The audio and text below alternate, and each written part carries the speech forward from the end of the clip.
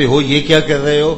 اس لیے پتھر کی مورتی کو پوجنے میں انہیں کوئی پریشانی نہیں ہے کہ وہ ان کے معاملات کے اندر دخیل نہیں ہے، لیکن بشر کو رسول ماننے میں پرابلم یہ ہے کہ رسول ماننے سے پھر زندگی بدلنی پڑتی ہے۔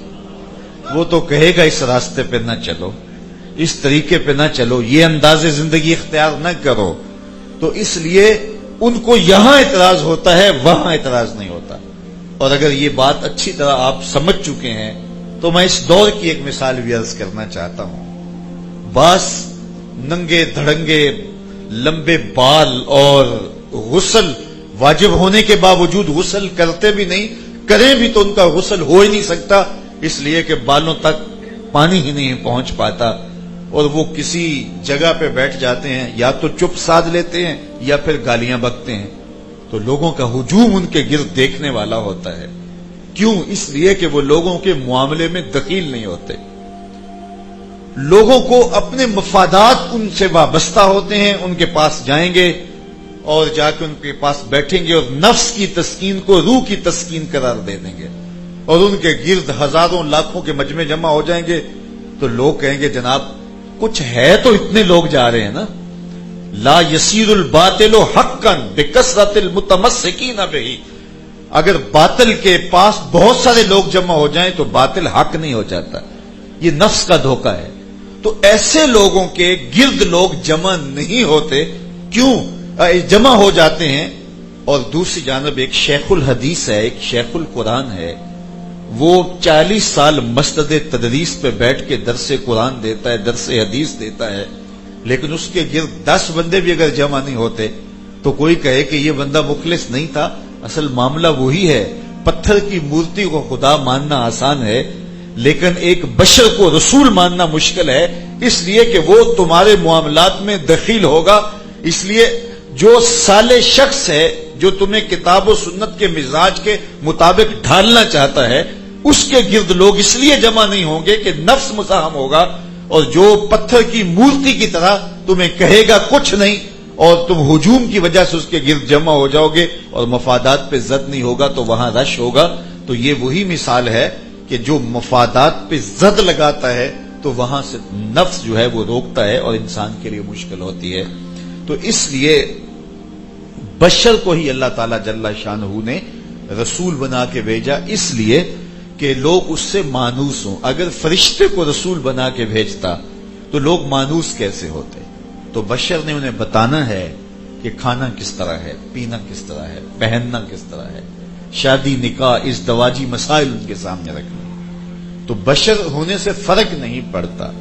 لیکن یہ ساتھ دوسرا دھوکہ یہ بھی ہے کہ بعض اوقات ایسا ہوتا ہے کہ بس نبی کو محض بشر ہی سمجھ لیا جاتا ہے اور اس کی وہ غیبی صفات کا اقرار نہیں کیا جاتا، تو اس سے بھی نبوت کی شان کو بندہ سمجھ نہیں پاتا۔ میں آپ کو عرض کرنا چاہتا ہوں، قرآن نے بتایا نا کہ ایمان کیا ہے، الذین یؤمنون بالغیب، مومن وہ ہیں جو بن دیکھے مانتے ہیں۔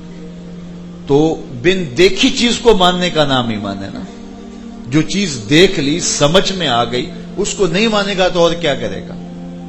ایک غیر مسلم بھی تحقیق کرتا ہے، جستجو کے میدان میں اترتا ہے، اور پھر وہ سمجھتا ہے کہ مسواک کرنے سے کس قدر فوائد ہوتے ہیں، ان فوائد کو سامنے رکھ کے وہ مسواک کرتا ہے، تو کیا اس کو سنت کا ثواب ملے گا؟ اس لیے کہ اس نے اس کی حقیقت کو سمجھ کے ان فوائد کے حصول کے لیے وہ کام کیا ہے۔ تو نصف النہار پہ جب سورج چڑھ جائے تو اس کو ماننے کا ماجرا کیا ہے؟ وہ تو ہر کوئی مانے گا۔ ایمان بالغیب ماننے کا نام ہے، ان ڈٹھے سودے کرنے کا نام ہے۔ اللہ اکبر۔ اس کی ایک مثال آپ کو دیتا ہوں، بہلول کا نام تو تم نے سنا ہے، مجذوب اور جذب کی کیفیت میں ہر وقت دجلہ کے کنارے گھومتا رہتا تھا، اور وہ اللہ سے لو لگائے رکھتا۔ یہ مجاذیب میں سے تھا۔ مجذوب اس کو کہتے ہیں کہ تجلیات کے وفور سے جس کا شیشہ عقل ٹوٹ جائے اور اس کی منزل رک جائے، آگے چل نہ پائے۔ اعلیٰ حضرت فرماتے ہیں سچے مجذوب کی علامت یہ ہے کہ شریعت کی مخالفت نہیں کرے گا، اگرچہ اس کی اپنی حالت عجیب ہوگی، لیکن شریعت کے خلاف جو یہ بکواس کرتے پھرتے ہیں یہ مجذوب نہیں ہو سکتے، یہ مکار ہو سکتے ہیں۔ تو مجذوب شریعت کے خلاف نہیں بولے گا، لیکن اس کی اپنی حالت یہ ہے کہ شیشہ عقل ٹوٹ گیا ہے، اور یہ شکستہ لوگ، پھٹے پرانے کپڑے، بکھرے بال۔ میرے حضور نے فرمایا، صحیح بخاری کی روایت ہے، رب اشعث اغبر مدفوع بالابواب لو اقسم علی اللہ لابر۔ بہت سارے ایسے لوگ کہ جن کے بال بکھرے، حالت پراگندہ، تمہارے دروازے پہ آئیں، تم کو دھکیل دو، بابا پیچھے ہٹ، لیکن فرمایا انہیں کچھ نہ کہنا، اگر وہ اللہ پر کوئی قسم ڈال دے تو اللہ پوری کر دیتا ہے۔ یعنی ایسے لوگ ہیں، نہ پوچھ ان خرقہ پوشوں کی ارادت ہو تو دیکھ ان کو، ید بیضا لیے بیٹھے ہیں اپنی آستینوں میں، پھٹے پرانے بکھرے بکھرے حالات۔ اللہ اکبر۔ میں دریائے دجلہ کے کنارے نکل گیا تو مجھے شوق ہوا، حضرت سری سکتی کے مزار پہ حاضر ہوا، حضرت جنید بغدادی کی بارگاہ میں گیا، حضرت معروف کرخی کی بارگاہ میں گیا، تو چلتا چلتا وہاں ایک بچے کھیل رہے تھے، تو میں نے ان سے پوچھا، چھوٹے چھوٹے عربی بچے تھے، میں نے کہا کہ یہاں کوئی مزار ہے؟ تو وہ کہنے لگے بہلول کا مزار ہے۔ تو ہم وہاں گئے تو وہاں بہلول کا مزار تھا، تو میں نے دیکھا کہ بہلول کے مزار کے اوپر جو چادر پڑی ہے وہ آدھی پھٹی ہوئی ہے، تو میں نے کہا کہ تو اب بھی مجذوب ہی ہے۔ تو بہلول دریائے دجلہ کے کنارے گھومتا رہتا تھا، اور وہاں وہ مٹی کے چھوٹے چھوٹے گھروندے اپنے پاؤں پہ بناتا اور انہیں مسمار کر دیتا۔ کبھی آپ نے دیکھا کوئی ریت پھینک جائے گلی میں تو بچوں کا شغل ہوتا ہے کہ وہ تھپک کے پاؤں پر گھروندے بنا کے پھر ہولے سے پاؤں نکال لیتے ہیں۔ یہ آپ نے بھی دیکھا ہوگا، بلکہ شاید گزرے بھی ہوں ان راہوں سے۔ وہ اقبال نے کہا تھا، افکار جوانوں کے خفی ہوں کہ جلی ہوں، پوشیدہ نہیں مرد کلندر کی نظر سے، معلوم ہے مجھ کو تیرے احوال کے میں بھی مدت ہوئی گزرا تھا اسی راہ گزر سے۔ تو ہم بھی کبھی یہ کام کرتے رہے ہیں، ہم تو وہ پیر نکال لیتے تھے، کہتے تھے کہ ہتھا نال بنایا تو پیرا نال بنایا تو ہتھا نال ٹایا، پتہ نہیں اس طرح کے کوئی لفظ ہوتے تھے۔ تو یہ مرحلہ آپ نے بھی دیکھا ہوگا۔ تو بہلول بھی اسی شغل میں لگا ہوا ہے، پاؤں پہ گروندے بناتا ہے، تھپکتا ہے، ہولی سے پاؤں نکال لیتا ہے۔ ہارون رشید گزرتا گزرتا رک گیا، کہا بہلول کیا کر رہے ہو؟ کہا جنت کے محل بنا رہا ہوں۔ بادشاہ مسکرا کے گزر گیا، دیوانہ ہے، موج میں لگا ہوا ہے۔ پیچھے سے ملکہ زبیدہ، اللہ اکبر، یہ بادشاہ کی بیوی تھی ہارون رشید کی، اور بڑی صالح خاتون تھی، میں اس کے مزار پہ بھی گیا ہوں۔ اللہ اکبر۔ ملکہ زبیدہ نے جب ہارون رشید نے اس سے نکاح کرنا چاہا تو اس نے کہا میرے نکاح کا حق مہر دے لو گے؟ اس نے کہا بتاؤ کیا حق مہر ہے، بادشاہوں کے لیے کیا مشکل ہوتا ہے؟ تو اس نے کہا یہاں بغداد سے نہر کھدواؤ اور جو ہے وہ میدان عرفات تک پہنچاؤ، تو یہ میرا حق مہر ہوگا۔ تو بادشاہ نے کہا یہ تمہارا حق مہر ہم ادا کریں گے۔ اور جب نہر کھد گئی اور اس کے حساب زبیدہ کو جو ہے وہ پیش کیے گئے، تو اس زمانے میں اس کے کتنے خراجات آئے تھے، آج بھی اس کے نشانات وہاں موجود ہیں۔ تو اس نے کاغذ پھاڑ کر کے نہر میں پھینکتے ہوئے کہا ترکت الحساب الی یوم الحساب، میں اس کا حساب یوم حساب پہ چھوڑتی ہوں۔ اللہ اکبر۔ بڑی صالحہ خاتون تھی، نیکوکار تھی، تو وہ گزری تو دیکھا کہ یہ اسی شغل میں لگا ہے، تو پھر یہ بھی رک گئی۔ پوچھا بہلول کیا کر رہے ہو؟ کہا جنت کے محل بنا رہا ہوں۔ کہا بیچتے بھی ہو؟ کہا ہاں بیچنے کے لیے بنا رہا ہوں، لوٹ سے لگائی ہوئی۔ کہا کتنے کا؟ کہا 10 درہم کا ایک دیتا ہوں۔ اب 10 درہم بادشاہوں کے لیے کیا مشکل ہوتے ہیں، تجوری سے نکالے، 10 درہم اسے دیے۔ بہلول نے دیکھے، مسکرا کے دریائے دجلہ میں پھینک دیا۔ فقیر اتنی دیر تک فقیر نہیں بنتا جب تک اس کی نظر میں مٹی کا ڈھیلا اور سونے کی ڈلی برابر نہ ہو جائے۔ اللہ اکبر۔ پھینک دیا اور کہا کہ ایک محل کے گرد دائرہ کھینچ دیا، کہا یہ محل تمہارا ہوا۔ ملکہ گزر گئی۔ رات کو بادشاہ محل میں واپس پلٹا، دیکھا کہ سویا تو خواب میں کیا دیکھتا ہے کہ عالی نصب محل ہے، کبھی محل ایسا بادشاہ نے دیکھا ہی نہیں تھا۔ تو اوپر لکھا ہے ملکہ زبیدہ، تجسس اور بڑھا، آگے بڑھنے لگا، خادم نے راستہ روک دیا، یہ آپ کا محل نہیں۔ کہا میری بیوی کا نام لکھا ہے، کہا ہاں اسی کا ہے، لیکن یہ جنت ہے، دنیا کے تقاضے اور ہیں، یہاں کے تقاضے اور ہیں، اذن کے بغیر تم نہیں جا سکو گے۔ بادشاہ کی آنکھ کھل گئی، فوراً اس نے اپنی بیوی کو بیدار کیا، کہا تو کون سا نیک عمل کیا؟ میں نے جنت میں تیرے نام کا محل دیکھا ہے۔ وہ سوچ میں پڑ گئی، کوئی ایسا عمل نہیں، وہی معمول کی نمازیں۔ ہاں یاد آیا، میں گزر رہی تھی، راستے میں بہلول گروندے بنا رہا تھا، میں نے پوچھا تو کہنے لگا جنت کا محل ہے، 10 درہم میں خریدا تھا۔ بادشاہ سر پکڑ کے بیٹھ گیا، وہ تو مجھے بھی کہتا تھا۔ میں دیوانے کی کہانی سمجھ کے گزر گیا۔ اگلے دن بادشاہ کس دن گزرا، دل دھڑک رہا تھا کہ بہلول پھر اسی کام میں لگا نظر آ جائے۔ دیکھا تو بہلول پھر گروندے بنا رہے۔ بادشاہ پھر قریب گیا، پوچھا بہلول کیا کر رہے ہو؟ اب دل دھڑک رہا تھا کل والا جواب مل جائے۔ کہا جنت کے محل بنا رہا ہوں۔ بادشاہ کو تسلی ہوئی۔ دوسرا سوال کیا بیچتے بھی ہو؟ کہا ہاں بیچنے کے لیے بنا رہا ہوں۔ کہا کتنے کا؟ کہا آدھی حکومت لگے گی۔ کہا کل تو 10 درہم کا تھا۔ کہا وہ انڈٹھا سودا تھا، تو دیکھ کے آیا ہے۔ الذین یؤمنون بالغیب، یہ تو بہلول کی کہانی ہے۔ آپ کی گلی میں جو تربوز بیچتا ہے وہ بھی کہتا ہے اگر بغیر ٹکی کے لے لو گے تو 15 روپے کا، اگر ٹکی لا کے چیک کرنا ہے تو پھر 20 کا ہی دوں گا، اس لیے کہ تم نے دیکھ لیا ہے۔ میرے حضور کا ایک فرمان سنیے، میرے حضور نے ارشاد فرمایا صحابہ تمہیں مبارک ہو تمہارے ایمان لانے کی کہ تم نے مجھے دیکھا، تم نے چاند کے ٹکڑے ہوتے دیکھے، تم نے پتھروں کو کلمہ بولتے دیکھا، تم نے درختوں کو سلامیاں کرتے دیکھا، تمہیں مبارک ہو تمہارے ایمان لانے کی۔ ایک مبارک وَطُوبَى 7 مرات من لم يرانی وآمن بی، اور انہیں 7 مبارکیں ہوں جنہوں نے مجھے دیکھا نہیں ہوگا اور میرے پہ ایمان لائیں گے۔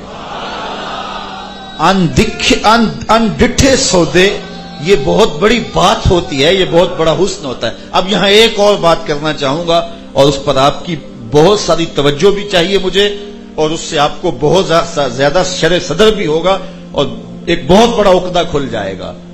حضور کے ہاتھ کو ماننے کا نام ایمان نہیں ہے، یہ تو ابو جہل بھی مانتا تھا یہ ہاتھ ہے۔ ہاتھ میں ید اللہ کی طاقت کو ماننے کا نام ایمان ہے، یہ غیبی صفت تھی۔ حضور علیہ الصلوۃ والسلام کے بازوؤں کا نام ایمان نہیں، ماننے کا نام ایمان نہیں ہے، یہ تو ابو لہب بھی جانتا تھا یہ بازو ہیں۔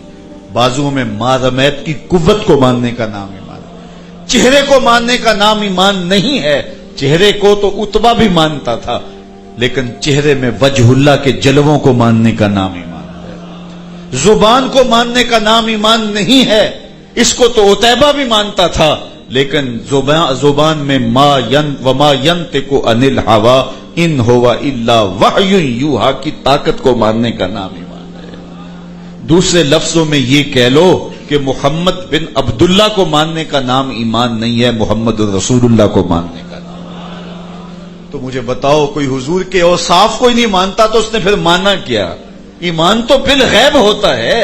ہاتھوں کو تو سارے مانتے تھے، انگلیوں کو تو سارے مانتے تھے، آنکھوں کو تو سارے مانتے تھے، یہ پیشانی ہے، یہ ماتھا ہے، یہ سب کچھ ہے، لیکن میرے رب نے کہا یہ نہیں مانتے، اس لیے کہ تیرے غیبی وصف نہیں مانے۔ سنو قرآن، وَتَرَاهُمْ يَنْظُرُونَ إِلَيْكَ وَهُمْ لَا يُبْصِرُونَ۔ قرآن کہتا ہے ذرا دیکھیے کیا یہاں کمال کر دی۔ وَتَرَاهُمْ، اے محبوب آپ ان کافروں کو دیکھ رہے ہیں، وَتَرَاهُمْ تم ان لوگوں کو دیکھ رہے ہو، کیا ینظرون الیک کہ یہ تمہیں دیکھ رہے ہیں، تم انہیں دیکھ رہے ہو کہ یہ تمہیں، وہم لا یبصرون، میں خدا ہو کے کہتا ہوں یہ تمہیں نہیں دیکھ رہے۔ ذرا غور کیجیے، آپ انہیں دیکھ رہے ہیں کہ یہ تمہیں دیکھ رہے ہیں۔ وتراہم ینظرون الیک، یہ آنکھیں پھاڑ پھاڑ کے تمہیں دیکھ رہے ہیں اور تم ان کے دیکھنے کو دیکھ رہے ہو۔ وہم لا یبصرون، میں خدا کہتا ہوں یہ نہیں دیکھ رہے۔ اللہ انہوں نے دیکھا ہی نہیں ہے، دیکھا ہوتا تو پھر پہچان لیتے نا۔ قبر میں سوال ہوتا ہے ابو جہل کو، من ربوں کا ما دینوں کا، پھر کیا سوال ہوتا ہے، ما کنت تقول فی ھذا الرجل، بتاؤ یہ کون ہے؟ حضور سامنے ہوتے ہیں نا، پردے اٹھ جاتے ہیں۔ ابو جہل کو سوال ہوتا ہے، ابو لہب کو سوال ہوتا ہے، عتبہ کو، عتیبہ کو سوال ہوتا ہے یہ کون ہے؟ تو وہ آگے سے کیا کہتے ہیں، ہے ہاتھ لا ادری، ہائے افسوس ہم نہیں پہچانتے۔ اچھا پہچانتے نہیں تھے تو پتھر کس کو مارتے تھے؟ پہچانتے نہیں تو گڑے کس کی راہوں میں کھودتے تھے؟ پہچانتے نہیں تھے تو کانٹے کس کی راہوں میں بچھاتے تھے؟ وہ کیا کہتے ہیں، ہائے ہائے ہم نہیں جانتے۔ اور 14 صدیاں گزرنے کے بعد ایک مومن لحد میں اترتا ہے، سوال ہوتا ہے عامر چیمہ بتا یہ کون ہے؟ تو وہ کہتا ہے پیچھے ہٹو، پہلے پائے ناز کو چوم تو لینے دو، میں تو مر کے پہنچا ہوں یہاں اس دل ربا کے واسطے۔ جس نے دیکھا تھا، آنکھیں پھاڑ پھاڑ کے دیکھا تھا، وہ تو پہچان نہیں سکا، اور جو 14 صدیوں کے فاصلے پہ کھڑا ہے وہ کہتا ہے پیچھے ہٹو، پہلے پائے ناز تو چوم لینے دو۔ اگر میں نے دیکھا نہیں تھا، اگر میں ان کو جانتا نہیں ہے تو جان کیوں بار دی تھی؟ تو اس نے دیکھ کر بھی نہیں دیکھا، قرآن کہتا ہے آنکھیں پھاڑ پھاڑ کے دیکھ رہے ہیں، دیکھا ہی نہیں ہے، لیکن یہ صدیوں کے فاصلے پہ ہیں، لیکن در دل مسلم مقام مصطفیٰ آبروئے ماز نام مصطفیٰ، مومن کے دل میں ڈیرے ہی حضور کے ہوتے ہیں۔ تو ایمان بالغیب ماننے کو کہتے ہیں، تو ہاتھوں کو ماننے کا نام ایمان نہیں ہے، ہاتھوں میں ید اللہ کی طاقت ماننے کا نام ایمان ہے، بازوؤں میں ما رمیت کی توانائیوں کو ماننے کا نام ہے، آنکھوں میں ما زاغ البصر کی طاقتوں کو ماننے کا نام ایمان ہے، اور کانوں میں وہ قوتیں اور وہ توانائیاں ماننے کا نام ایمان ہے، اور اگر یہ نہیں مانا تو پھر مانا کیا ہے؟ تو اس لیے حضور کی ان صفات کو ماننے کا نام ایمان ہے۔ اللہ ہمیں حضور کے ساتھ ایمان کی ایسی پختگی نصیب فرمائے۔ اللہ اکبر۔ تو ایمانیات یہ 3 چیزیں ہیں۔ تیسری چیز ہماری عقیدہ آخرت، اور عقیدہ آخرت کیا ہے کہ ہم اس دنیا میں بیٹھ نہیں رہنا، موت کے بعد ایک دوسری زندگی شروع ہونے والی ہے جس کو برزخی زندگی کہتے ہیں، اور وہ حضور نے ارشاد فرمایا القبر روضۃ من ریاض الجنہ اور حفرۃ من حفر النیران، جو قبر ہے یا جنت کے باغوں میں سے ایک باغ ہے یا جہنم کے گڑھوں میں سے ایک گڑھا ہے۔ اب بظاہر ہم قبر کھود کے دیکھتے ہیں تو ہڈیاں دکھائی دیتی ہیں، لیکن ہمارا ایمان بالغیب ہے کہ جو حضور نے فرمایا کہ قبر میں یا جنت کی ہوائیں آنا شروع ہو جاتی ہیں یا جہنم کی آگ کے شعلے لپٹنے لگ جاتے ہیں، تو یہ یقین اور اذعان ہمارا رکھنا، تو یہ ایمانیات میں سے، یہ ایمان بالغیب میں سے ہے۔ پھر وہاں سے ہم آخرت کی منزل میں قیامت کے موقع پر قبروں سے لوگ اٹھائے جائیں گے۔ یہ ایک تیسرا عقیدہ ہے، اور اس پر کفار مکہ کو بہت زیادہ اعتراض تھا۔ وہ کہتے ہیں یہ کیسے ہو سکتا ہے، جب ہم مر جائیں، مٹی ہو جائیں اور ہماری ہڈیاں جو ہیں وہ بکھر جائیں گی تو پھر دوبارہ ہم کیسے اٹھائے جائیں گے؟ وہ کہتے تھے باقی تمہاری ساری باتیں سمجھ میں آتی ہیں، لیکن یہ بات ہماری سمجھ میں نہیں آتی کہ مرنے کے بعد ہم دوبارہ اٹھائے جائیں اور دوبارہ ہمیں زندگی دی جائے۔ اللہ تعالیٰ جل شانہ نے سورہ یاسین کے آخری رکوع کے اندر جو ہے وہ اس کا بڑا خوبصورت جواب دیا، جب نضر بن حارث نامی ایک کافر نے کہیں سے کوئی بوسیدہ اور پرانی ہڈی اٹھائی اور حضور کی خدمت میں حاضر ہو گیا اور کہا کہ کیا اس ہڈی کو دوبارہ زندہ کیا جائے گا؟ وہ کہتے تھے کہ جب ہم گل سڑ جائیں گے تو دوبارہ کیسے زندہ ہوں گے؟ یہ ان کا خیال باطل تھا۔ اب دیکھیے اولم یری الانسان انا خلقناہ من نطفۃ فاذا هو خصیم مبین وضرب لنا مثلا ونسی خلقہ قال من یحیی العظام وہی رمیم۔ ہڈی اٹھا لایا، حضور کے سامنے کھڑا ہو گیا، اس کو توڑتا ہے، اس کے ریزے زمین پہ گرتے ہیں، اور ساتھ کہتا ہے اچھا آپ کا خیال ہے ان ہڈیوں کو زندہ کیا جائے گا؟ ان کو کون زندہ کرے گا؟ تو یہ اس کا سوال تھا، اور ساتھ وہ تمسخر اڑا رہا تھا، اور ہڈی کو توڑتا، اس کے ذرے زمین پہ گرتے، اور ساتھ کہتا ہے ان ہڈیوں کو کون زندہ کرے گا؟ آپ سنیے جواب، آپ شش کر اٹھیں گے۔ قرآن تو قرآن ہے نا، اللہ اکبر، منہ توڑ کے رکھ دیا۔ اس نے ہڈی پرانی اکٹھی کی، بوسیدہ ہڈی کو توڑتا، ذرے گرتے، اور ساتھ پوچھتا کہ من یحیی العظام وہی رمیم، ان ہڈیوں کو کون زندہ کرے گا جب یہ اتنی بوسیدہ ہو چکی ہوں گی؟ کل، اے محبوب اسے فرما دیجئے یحییھا الذی انشاھا اول مرہ، اس کو وہی زندہ کرے گا جب ہڈیاں بھی نہیں تھی جس نے انسان کو بنایا تھا۔ جب یہ ہڈی نہیں تھی جس نے اس کو بنایا تھا وہ اس کو دوبارہ جوڑ بھی لے گا۔ جس کمپنی نے یہ مائک ایجاد کیا ہے، بنایا ہے، تو اگر یہ خراب ہو جائے، اس کے میٹیریل میں کوئی مسئلہ بن جائے، اس کی فنی خرابی آ جائے، تو اس کے لیے اس کو صحیح کرنا کیا مشکل ہے؟ کوئی کہے اب اس کو کیسے صحیح کیا جائے گا؟ میاں جنہوں نے ایجاد کر دیا ان کے لیے صحیح کرنا کیا مشکل ہے؟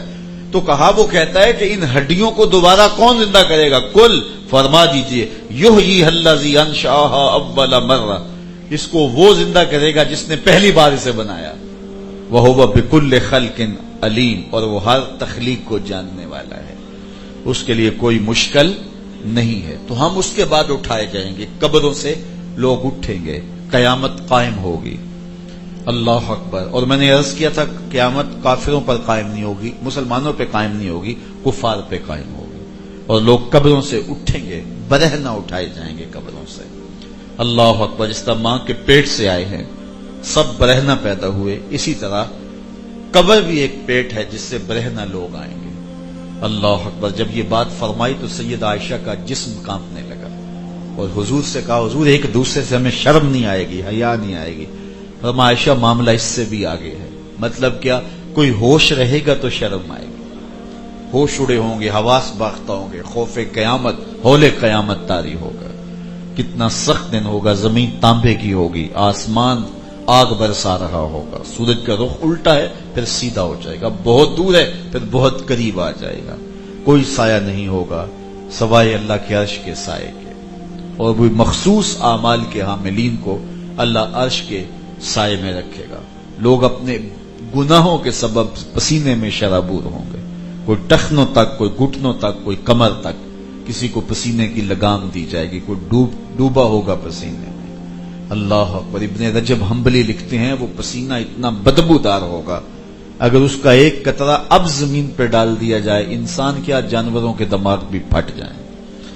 تو وہ سخت دن ہے، اللہ اس دن کی سختیوں سے ہمیں محفوظ فرمائے، اور حضور کے دامن رحمت میں ہمیں سایہ عطا کرے۔ اللہ اکبر۔ تو یہ ہمارا بنیادی عقیدہ ہے۔ پھر اعمال تلیں گے، ترازو گاڑا جائے گا، نیکوکاروں کے دائیں ہاتھ میں اعمال نامہ ملے گا، بدکاروں کے بائیں ہاتھ میں، اور پیچھے سے نامہ اعمال ملے گا، پھر باقاعدہ ان کا وزن کیا جائے گا۔ یہ ہمارا ترازو ہی ہے کہ جس کا جو پلڑا بھاری ہو وہ نیچے کو جھکتا ہے، جو ہلکا ہو وہ اوپر کو اٹھتا ہے، لیکن جو میزان قیامت کے دن نصب کیا جائے گا یہ اس کو الٹ ہوگا، کیونکہ نیکیوں کی اٹھان اوپر کو ہوتی ہے، تو جو پلڑا بھاری ہوگا وہ اوپر کو ہوگا، وہ نیچے نہیں ہوگا۔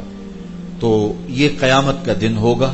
پھر اس کے بعد جو ہے وہ لوگوں کو جہنم میں کچھ کو کھینچ کے لے جایا جائے گا، اور بعض روایات میں کچھ مجرموں کے گناہوں کی تفصیل بیان کرتے ہوئے فرمایا گیا کہ باقاعدہ جنت اور جہنم کو میدان حشر میں لایا جائے گا، اور لمبی گردنیں دی جائیں گی، اور جہنم کی لمبی گردن ہوگی، اور وہ کچھ مخصوص مجرموں کو دبوچ کے اپنے اندر کھینچ لیں گے۔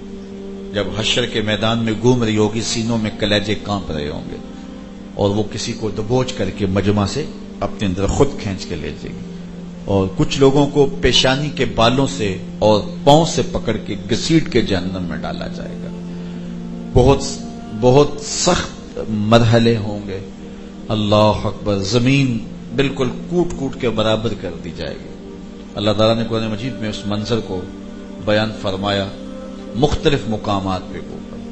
آپ سورہ الزلزال کے اندر ہولے قیامت کا منظر دیکھ سکتے ہیں۔ اذا زلزلت الارض زلزالها واخرجت الارض اثقالها وقال الانسان ما لها۔ سورہ انشقاق اور سورہ تکویر، یہ جو ہے یہ ایسی صورتیں ہیں جن کے بارے میں فرمایا گیا کہ اگر کسی نے قیامت کا نقشہ دیکھنا ہے تو وہ ان صورتوں کی تلاوت کرے۔ ان دو صورتوں میں پورا نقشہ بیان کیا گیا ہے۔ اسی طرح سورہ الفجر کے اندر وہ زمین کا کوٹ کوٹ کے برابر کر دینا اور وہ سخت مراحل کو بیان فرمایا گیا۔ ارشاد ہوا کہ وَجَاءَ رَبُّكَ وَالْمَلَكُ صَفًّا صَفًّا، اور اس دن رب کے حضور جو ہے وہ فرشتے حاضر ہوں گے، تیرا رب جلوہ فراز ہوگا اور فرشتے دست بستہ حاضر ہوں گے، اس کے حکم کے منتظر ہوں گے۔ وَجِيَ يَوْمَئِذٍ بِجَهَنَّمَ، اور جہنم کو حشر کے دن لایا جائے گا، 70,000 زنجیروں میں پرو کے لایا جائے گا۔ جب حضور ان آیات پہ جاتے تو رنگ زرد ہو جاتا چہرے کا۔ اللہ اکبر۔ یومئذ یتذکر الانسان وانیٰ لہ الذکریٰ، اس دن انسان کو اپنی زندگی یاد آئے گی، اس وقت وہ پچھتائے گا۔ اللہ فرماتا ہے وانیٰ لہ الذکریٰ، اب یاد کرنے کا کیا فائدہ، جب موقع تھا وہ تو گوا دیا، وہاں پچھتائے گا، چیخے گا، دانت پیسے گا، ظالم ہاتھ کاٹیں گے، ہائے تھوڑی سی زندگی تھی، احتیاط سے گزار لیتے، گزر ہی جانی تھی نا۔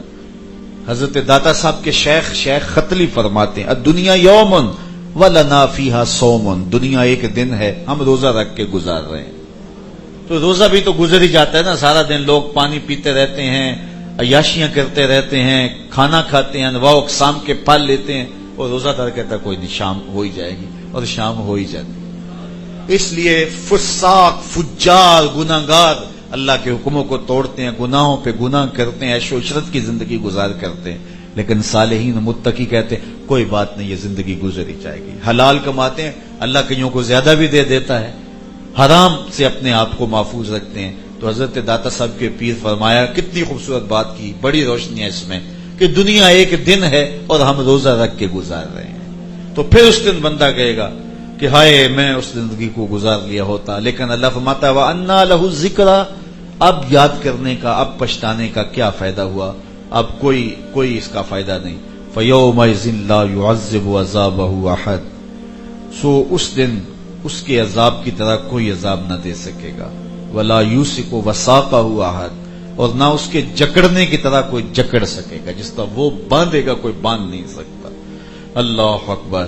تو وہ سخت دن ہوگا، اللہ تعالیٰ اس دن کی سختیوں سے ہم سب کو محفوظ رکھے۔ پھر جنت، پھر جہنم۔